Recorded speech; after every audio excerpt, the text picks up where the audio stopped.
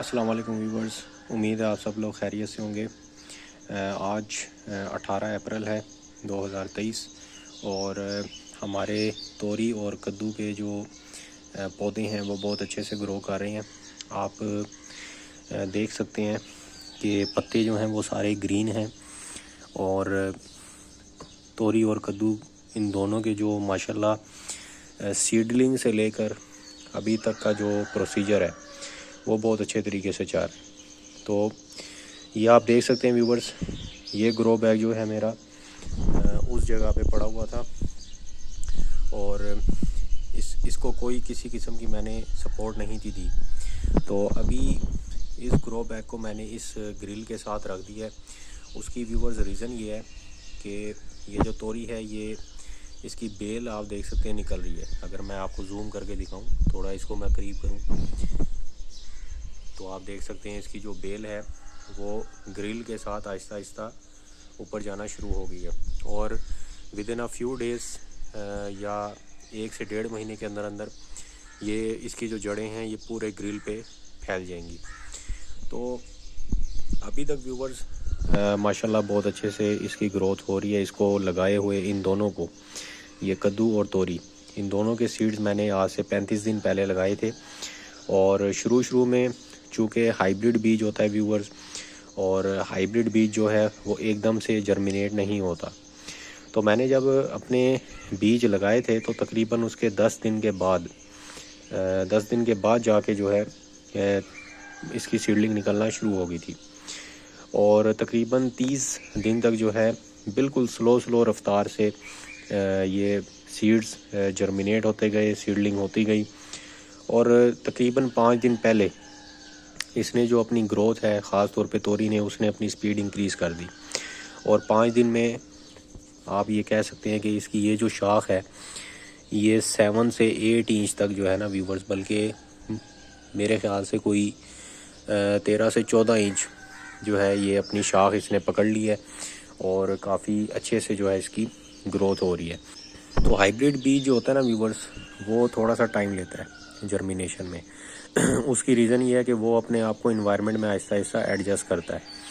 जब आप उसका टाइम पे केयर करेंगे, टाइम पे पानी देंगे, टाइम पे जो है अपने गमले की गुड़ाई करेंगे, तो आपकी जो जर्मिनेशन है वो बहुत अच्छे से होगी, सीडलिंग बहुत अच्छे से होगी। तो अभी इसकी ग्रोथ अच्छे से हो रही है और मुझे उम्मीद है इंशाल्लाह इस पे जो फ्रूट्स हैं, जो वेजिटेबल्स हैं वो बहुत अच्छे लगेंगे। और ये भिंडी का मेरा पौधा है व्यूवर्स, ये भी आप देख सकते हैं, ये भी अभी आहिस्ता आहिस्ता माशाल्लाह ग्रो हो रहा है। अभी तक इस पे इन जितने भी पौधे हैं व्यूवर्स, इन पे किसी किस्म का अल्हम्दुलिल्लाह अभी तक कोई फंगस नहीं लगा और मैं इनको टाइम पे जो है पानी दे रहा हूँ। शाम टाइम देता हूँ, कभी कभी मैं सुबह टाइम देता हूँ पानी। लेकिन यह है कि इनकी मिट्टी आप देखें तो वो हमेशा हल्की हल्की गीली रहती है।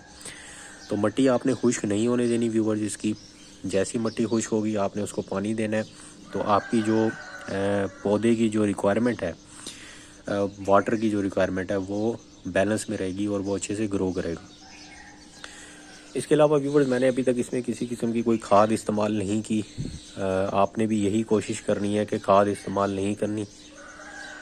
और इसके अलावा खाद आप अगर आपने इस्तेमाल करनी भी है तो आप जो सूखा गोबर होता है, डंग काऊ डंग जिसको बोलते हैं, वो आप इस्तेमाल कर सकते हैं। लेकिन किसी किस्म का कोई स्प्रे आपने इस्तेमाल नहीं करना, जो ख़ास तौर पे हमारे एग्रीकल्चर किसान भाई इस्तेमाल करते हैं जल्द से जल्द सब्जियां फल हासिल करने के लिए।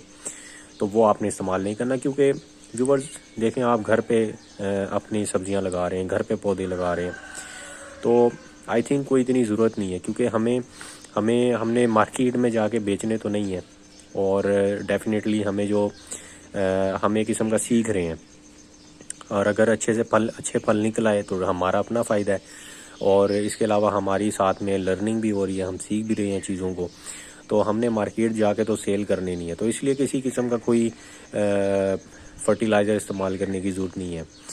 और खाद अगर आपने देनी भी है तो वो भी मैं कुछ दिनों के बाद आपको बताऊंगा कि आप कौन सी खाद दे सकते हैं और उनकी किस तरह की परफॉर्मेंस होगी उस खाद की, वो भी मैं आपके साथ शेयर करूंगा। तो फ़िलहाल मैं अभी इसको पानी दे रहा हूँ टाइम पे। इसके अलावा व्यूअर्स आप देख सकते हैं मैंने ग्रीन नेट लगाया हुआ है और धूप जो है वो आजकल बहुत ज़्यादा पड़ रही है, जिसकी वजह से पौधों का ख्याल रखना बहुत ज़्यादा ज़रूरी है। तो ग्रीन नेट का इस्तेमाल जो है आप कर सकते हैं। डायरेक्ट सनलाइट जो है उसकी वजह से हीट में इजाफा हो सकता है, आपके जो लीव्स हैं वो मुरझा सकते हैं, पत्ते आपके मुरझा सकते हैं और पौधा आपका ख़राब हो सकता है। तो ग्रीन नेट होता है, इससे क्या होता है व्यूअर, इससे जब धूप इसके ऊपर पड़ती है तो ये खाली जो हीट होती है ना वो पौधों के ऊपर यानी कि एब्जॉर्ब कर लेती है, पौधों को प्रोवाइड करती है। और जो सनलाइट है वो डायरेक्ट पत्तों पे नहीं पड़ती और पत्ते हमारे जो हैं वो ग्रीन रहते हैं।